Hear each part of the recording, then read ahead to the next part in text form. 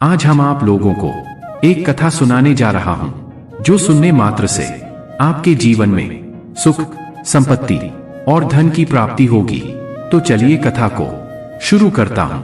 भगवान शिव माता पार्वती से कहते हैं, इंसान के जीवन में सुख और दुख क्या होता है। हे देवी, आपने तो सुना ही होगा कि सुख और दुख एक ही जीवन के दो पहलू हैं। जिस प्रकार मानव के जीवन में सुख हमेशा के लिए नहीं रहता, ठीक उसी प्रकार मानव के जीवन में दुख भी हमेशा के लिए नहीं रहता और परिवर्तन ही प्रकृति का नियम है। ठीक उसी प्रकार जो मानव के पास आज है वो उस मानव के पास कल नहीं रहेगा, और जो किसी और मानव के पास है वो भी उसके पास हमेशा के लिए नहीं रहेगा। हे देव, आज की यह कहानी इसी पर आधारित है, और आज इस कहानी के माध्यम से यही जानने वाले हैं कि क्यों मानव के पास आज जो है उस पर घमंड ना करके, बल्कि मानव अपने जीवन को सुख और शांति से जीना चाहिए। अगर आप यह कहानी सुन रहे हैं तो पूरा सुनिए। इस कथा को आधा अधूरा छोड़कर जाने की गलती मत करिएगा, क्योंकि आधा ज्ञान किसी काम का नहीं होता। इसलिए इस कहानी को पूरा सुने। तो चलिए कहानी प्रारंभ करते हैं। एक बार की बात है, किसी नगरी में एक राजा रहा करता था। उस महल में उस राजा के पास किसी चीज की कोई कमी नहीं थी। सुख, धन, संपत्ति, संपद और यहाँ तक कि प्रजा भी उस राजा की जय जयकार किया करता था।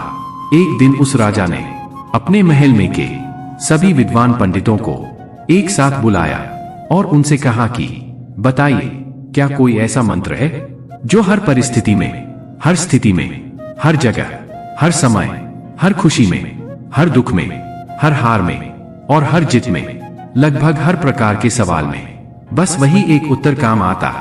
जब आप में से कोई भी व्यक्ति मुझे उत्तर देने के लिए उपलब्ध नहीं होगा तो उस वक्त मैं उस मंत्र का उपयोग कर सकूं और अपने आप को किसी भी परिस्थिति, किसी भी स्थिति से बाहर निकाल सकूं। राजा का यह प्रश्न बड़ा ही पेचीदा था। यह प्रश्न सुनकर राज्य के सभी विद्वान पंडित सोच में पड़ गए, एक दूसरे से चर्चा करने लगे, और यह चर्चा काफी लंबी चली। काफी सोच और काफी विचार करने के बाद उनमें से किसी को भी इसका कोई जवाब नहीं सूझा। राजा को इस बात पर बड़ा ही क्रोध आया।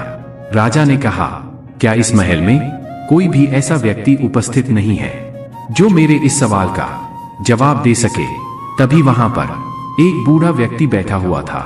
वह उठ खड़ा हुआ और उसने राजा से कहा, हे राजन, आपको यहाँ पर इसका जवाब कोई नहीं दे सकता, लेकिन मैं एक ऐसे बौद्ध भिक्षु को जानता हूँ जो तुम्हें तुम्हारे इस सवाल का जवाब अवश्य दे सकते हैं। उस बूढ़े व्यक्ति की बात सुनने के बाद राजा कहता है, हे महोदय, आप ही मुझे बताइए कि वह बौद्ध भिक्षु मुझे कहाँ मिलेंगे। इस पर वह बूढ़ा व्यक्ति कहता है, हे राजन, पास ही में एक छोटा सा जंगल है और वहां पर वह अपना आश्रम बनाकर रहता है। अगर आप चाहे तो मैं आपको वहां ले जा सकता हूं। वह राजा तुरंत ही उन बौद्ध भिक्षु से मिलने के लिए तैयार हो जाता है। वह राजा और वह बूढ़ा व्यक्ति पास ही के जंगल में उन बौद्ध भिक्षु के आश्रम पर पहुंच जाते हैं। वहां पर पहुंचने के बाद वह राजा उस बौद्ध भिक्षु को प्रणाम करता है और उनसे कहता है कि क्या आप मेरे इस प्रश्न का जवाब दे सकते हैं। वह बौद्ध भिक्षु बड़ा ही ज्ञानी थे। उनके पास जो कोई भी अपनी समस्या लेकर आता था वह वहां से कभी भी खाली हाथ नहीं जाता था। उस बौद्ध भिक्षु ने राजा के सभी प्रश्नों को बड़ा ही ध्यान से सुना और उसके बाद उन्होंने राजा को एक छोटा सा कागज का टुकड़ा दिया जिस पर उसका जवाब लिखा हुआ था, और साथ ही में एक शर्त भी लिखी थी, और उस शर्त में यह लिखा था कि हे राजन, इसे आप अभी नहीं देख सकते जब तक आपके ऊपर कोई अत्यधिक खतरा ना मंडरा रहा हो, जब आप खुद को अकेला पाएं, जब आपको कोई रास्ता नजर ना आए, जब आप दुविधा में पड़ जाएं, और जब आपको यह लगने लगे कि अब मेरे पास और कोई भी उपाय नहीं बचा है, तभी आप इस कागज को खोलकर पढ़ सकते हैं। राजा ने उस बौद्ध भिक्षु को प्रणाम किया और उस कागज को मोड़कर अपनी हीरे की अंगूठी के नीचे रख लिया। यह सब वह बौद्ध भिक्षु देख रहे थे और वह यह देखकर मुस्कुराने लगे। तभी राजा ने उनसे पूछा कि हे गुरुवर, आप मुस्कुरा क्यों रहे हैं? उस बौद्ध भिक्षुओं ने इसका जवाब देते हुए कहा, हे राजन, बहुत ही जल्द तुम्हें अपने सवाल का जवाब मिलने वाला है। बहुत ही जल्द ऐसी परिस्थिति आने वाली है जब तुम्हें इस कागज की जरूरत पड़ेगी, तो इसे बहुत ही ध्यान से रखना। राजा ने उन्हें प्रणाम किया और फिर वहां से अपने महल की ओर लौट गए। कुछ दिनों तक सब कुछ अच्छा चल रहा था।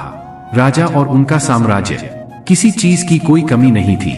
लेकिन एक दिन अचानक पड़ोसी राज्य ने राजा के राज्य पर आक्रमण कर दिया।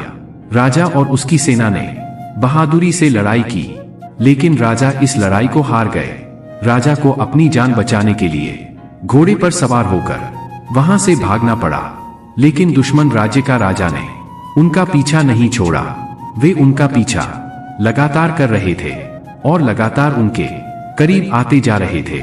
राजा अपनी जान बचाने के लिए लगातार आगे बढ़ते जा रहे थे। अचानक उन्होंने देखा कि अब रास्ता बंद हो गया है। फिर राजा ने वहीं पर उन्होंने अपने घोड़े को रोक दिया जहां पर वह खड़े थे। उन्होंने देखा कि वह रास्ता नीचे की तरफ जा रहा है और तकरीबन 400 फीट की गहराई पर पथरीली घाटी भी थी। अगर उसने अपने घोड़े को सही समय पर नहीं रोका होता है तो राजा का अंत हो गया होता और फिर वे कभी भी वापस नहीं लौट पाते। लेकिन अभी भी शत्रुओं के घोड़ों की आवाज तेजी से आगे की ओर बढ़ रही थी।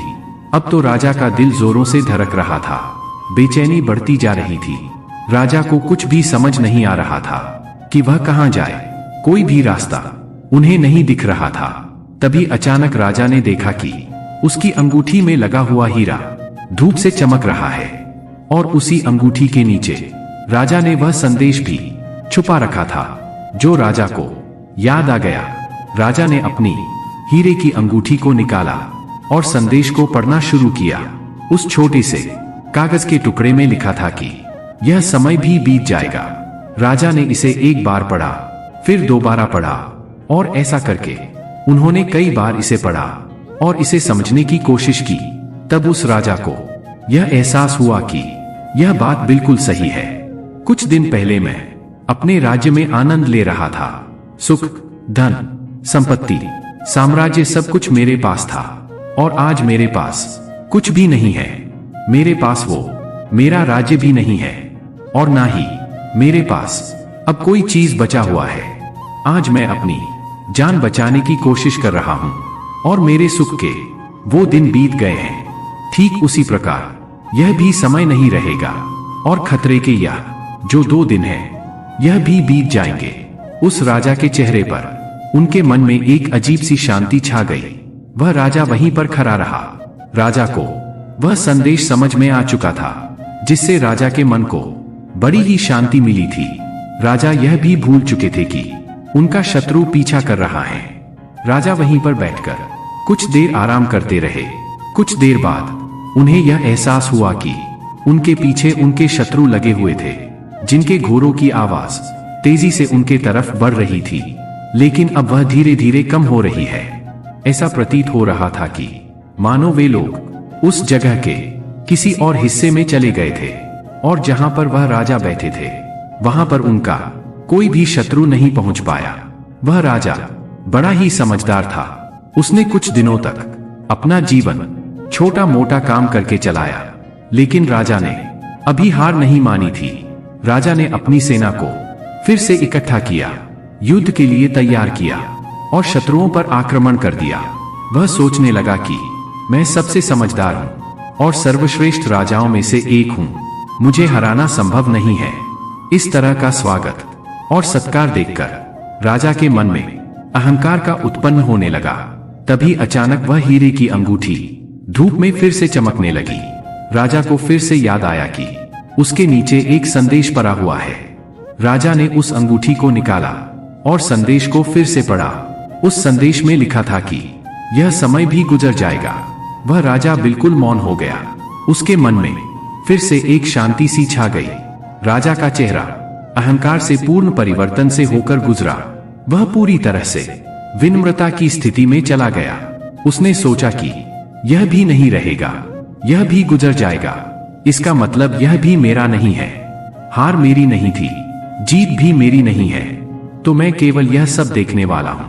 सब कुछ समय के साथ ऐसे ही बीत जाता है और हम तो केवल इन सब के साक्षी हैं। यह सब जानकारी राजा को समझ में आ गया कि अहंकार कभी नहीं करने चाहिए। सुख और दुख जीवन के एक पहलू है। फिर भगवान शिव कहते हैं, मनुष्य का जीवन आता है और जीवन चला जाता है। सुख आता है, सुख भी चला जाता है।